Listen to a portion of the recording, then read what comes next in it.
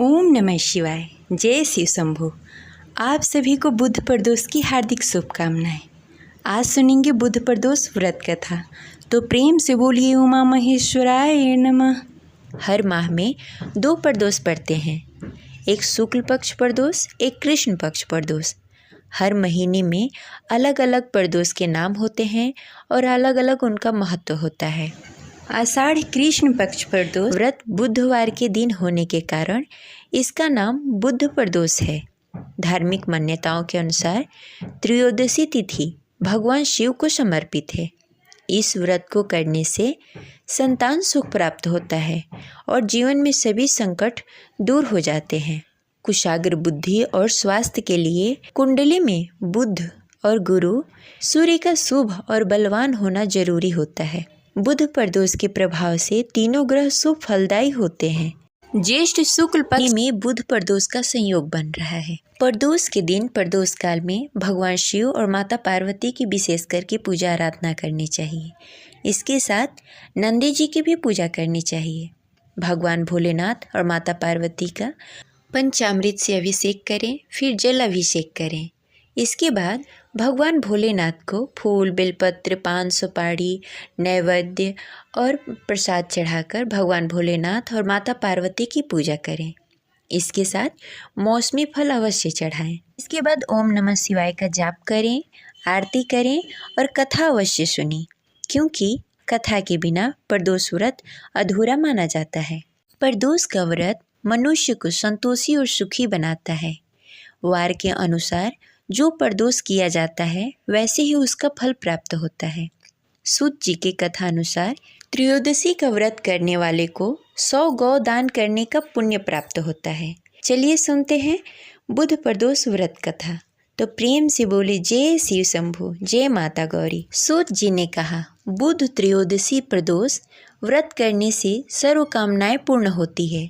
इस व्रत में हरी वस्तुओं का प्रयोग करना चाहिए। शंकर शिव जी की आराधना फूल, बेलपत्र, नैवेद्य, धूप दीप के साथ करनी चाहिए। बुध प्रदोष की कथा अनुसार एक समय एक पुरुष का नया नया विवाह हुआ था। विवाह के 2 दिन के बाद उसकी पत्नी मायके चली गई। कुछ दिनों के बाद वह पुरुष पत्नी को लेने के लिए उसके यहाँ गया। बुधवार को जब वह पत्नी के साथ लौटने लगा तो ससुराल पक्ष ने उसे रोकने का प्रयत्न किया कि विदाई के लिए बुधवार शुभ नहीं होता है, लेकिन वह नहीं माना और पत्नी के साथ चल पड़ा। नगर के बाहर पहुंचने पर पत्नी को प्यास लगी। पुरुष लोटा लेकर पानी की तलाश में चल पड़ा। पत्नी एक पेड़ के नीचे बैठ गई। थोड़ी ही देर के बाद पुरुष पानी लेकर वापस आ गया। तब उसने देखा कि उसकी पत्नी किसी और के साथ हंस हंस कर बातें कर रही है और उसके लोटे से पानी पी रही है। उसको क्रोध आ गया। वह निकट पहुंचा तो उसके आश्चर्य का कोई ठिकाना न रहा, क्योंकि उस आदमी की सूरत उसी की भांति थी। पत्नी भी सोच में पड़ गई। दोनों पुरुष झगड़ने लगे। भीड़ इकट्ठी हो गई। सिपाही आ गए। हम सकल आदमियों को देखकर वे आश्चर्य में पड़ गए। उन्होंने स्त्री से पूछा, उसका पति कौन सा है? उस स्त्री को कुछ समझ में नहीं आ रहा था कि उसका पति कौन सा है। वह खुद घबरा गई थी। तब पुरुष भगवान शिव की प्रार्थना करने लगा, हे भगवान, मुझे क्षमा करें, मुझसे बहुत बड़ी भूल हो गई है।